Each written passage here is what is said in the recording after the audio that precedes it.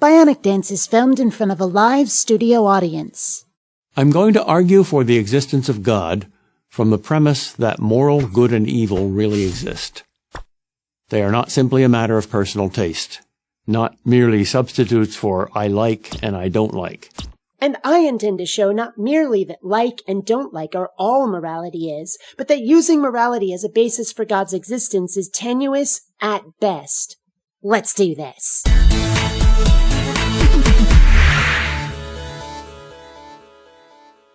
Greetings, fellow space travelers, BionicDance here.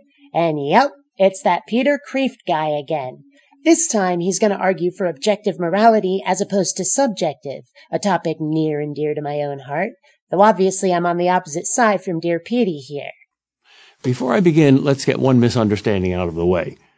My argument does not mean that atheists can't be moral. Of course, atheists can behave morally, just as theists can behave immorally. I was going to respond with snark and sarcasm, but the truth is that there are far too many theists who would not grant even this much, so good on him. However, later you'll find that it's not as nifty a concession as it first sounds, but we'll tackle that when we come to it. Let's start then with a question about good and evil. Where do good and evil come from? Atheists typically propose a few possibilities. Among these are evolution, reason, conscience, human nature, and utilitarianism. How about just plain life sucks when everybody is treating each other like dirt, and better when we don't? Sure, it's more complicated than that, since not everybody agrees on what it means to be nice or to be an asshole, and not everybody wants mutual harmony, preferring their own dominance of one stripe or another. But isn't preferring life sucking less a damn good first start? I will show you that none of these can be the ultimate source of morality. Why not from evolution? I actually don't know any atheist who claims morality comes from evolution. Having brought it up, I can see the basis for it, but I don't know anybody who said it. Because any supposed morality that is evolving can change. Well, that's what evolution is, isn't it? Change. Change through natural selection, which means that a species best adapted to its environment will thrive over those who aren't. If morality were to change in ways that promote the survival of a species, then that would certainly be evolution as the source of morality, mutual cooperation versus cruelty and self-importance. Does that sound like something that would be a benefit to survival? Does that sound like moral behavior? It does to me. No God required. If it can change for the good or the bad, there must be a standard above these changes to judge them as good or bad. But the claim isn't that morality will change for good or bad, only that it can change. If continued survival and progress of a species isn't enough of a standard for you, then we're back down to personal opinion. You can claim there is some higher standard if you like, and higher is one heck of a leap, but there is no basis for such a claim, and plenty of basis for more natural sources of a moral code. For most of human history, more powerful societies enslaved weaker societies and prospered. That's just the way it was, and no one questioned it. Seriously? You know, I suspect the slaves might have had a few inquiries to make on the subject, wouldn't you? Also, remember, we're talking about evolution here, about change, and you might have noticed our attitude toward slavery has evolved. But based on a merely evolutionary model, that is, an ever-changing view of morality, who is to say that it won't be acceptable again one day? That's right. Who's to say? Besides, us. If morality is subjective, if it's based on personal opinion and perspective, then somebody easily could decide that they think slavery is in their best interest. And natural selection may prove them right or wrong. Evolution is not a march to a goal. If it were, then extinct species would still be living. And if humanity chooses a moral path that leads to its ultimate destruction, oops, natural selection at work. Tough noogies. Slavery was once accepted, but it was not therefore acceptable. And if you can't make that distinction between accepted and acceptable, you can't criticize slavery. And if you can make that distinction, you are admitting to objective morality. But acceptable and unacceptable are personal opinions. Have you really never encountered something that one person thought was just the best thing ever, but someone else found reprehensible? Neither one agrees on whether that something is acceptable, do they? And I challenge you to explain why one of them is right and the other isn't. Nobody is admitting to objective morality by saying something is unacceptable. They're just stating their opinion rather vehemently. For that matter, if something is accepted, then clearly somebody, somewhere found it acceptable, didn't they? And enough people agree to make it accepted. This distinction makes no sense. What about reasoning? While reasoning is a powerful tool to help us discover and understand morality, it cannot be the source of morality. Well, yes and no. The source of morality is emotion. It's visceral. But reasoning can override or modify moral impulses which, upon more critical examination, are not nearly as beneficial or reasonable as they at first seemed, provided you're willing to use that reasoning. Far too many people don't. For example, criminals use reasoning to plan a murder, without their reason telling them that murder is wrong. Which, of course, assumes that planning the murder was the only thing done by this criminal. And who says he's a criminal? He hasn't committed the murder yet, and he might decide not to. How do you know he's got a previous record?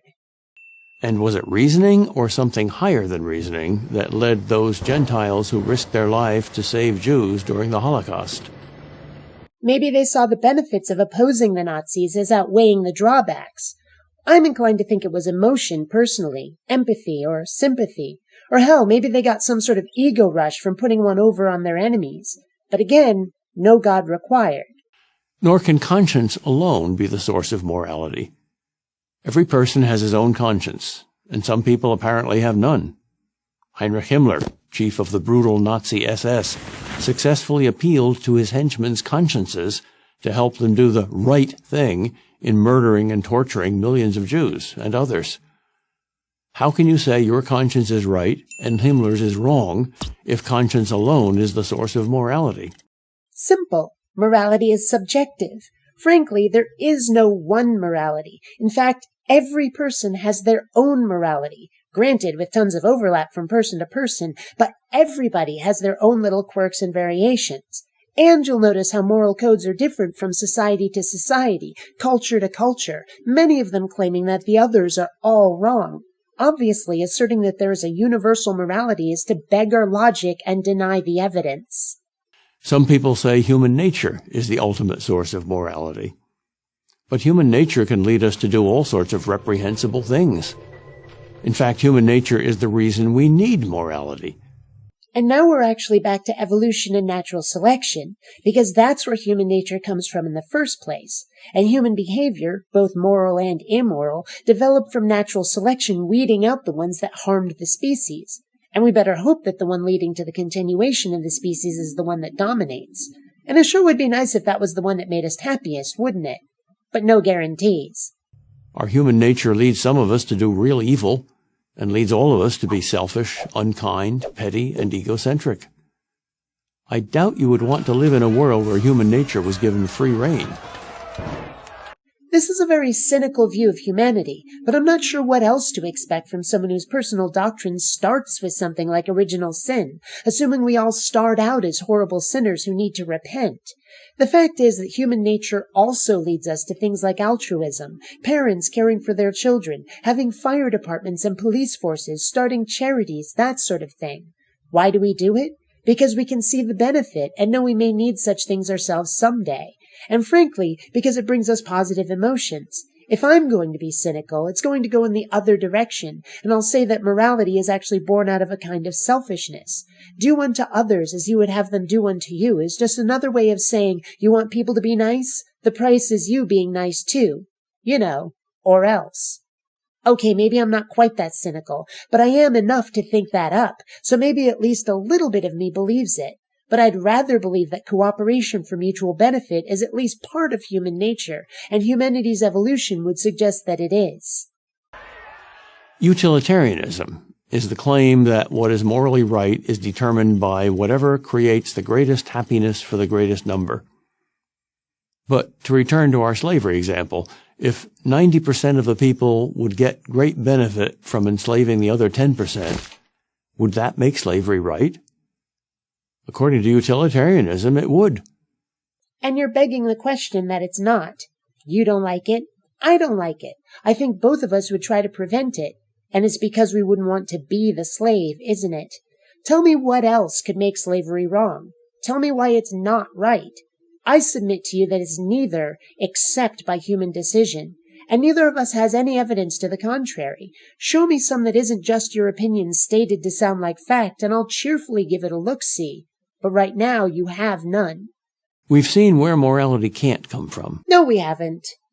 Now let's see where it does come from. What are moral laws? There is no such thing, except those made by humans. Again, look at the moral laws asserted by different cultures. Are you going to tell me that only one culture has gotten it right, and I presume it's your own? Moral laws are no different in nature than the rules for playing a game, or your mom telling you to be on your best behavior. They're a human construct, nothing more. Unlike the laws of physics or the laws of mathematics, which tell us what is, the laws of morality tell us what ought to be. But like physical laws, they direct and order something, and that something is right human behavior. But since morality doesn't exist physically, there are no moral or immoral atoms or cells or genes. Except, the human brain. In fact, you could say that morality does exist physically, since if your head meats are dead, so too is your morality. Its cause has to be something that exists apart from the physical world. That thing must therefore be above nature or supernatural. The very existence of morality proves the existence of something beyond nature and beyond man.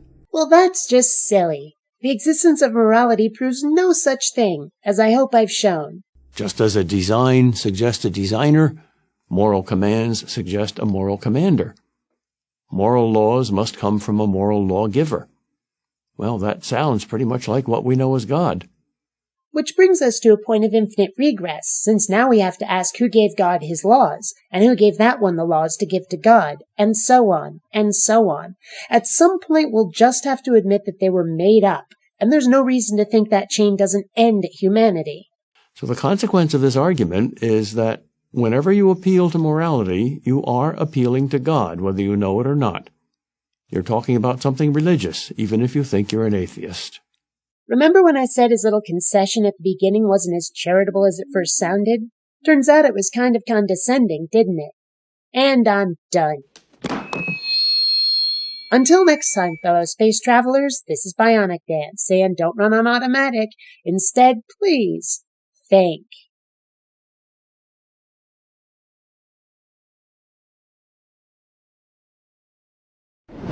You've got two choices. You can rate this video and share it everywhere across social media, or I can send my minions after you. Choose wisely.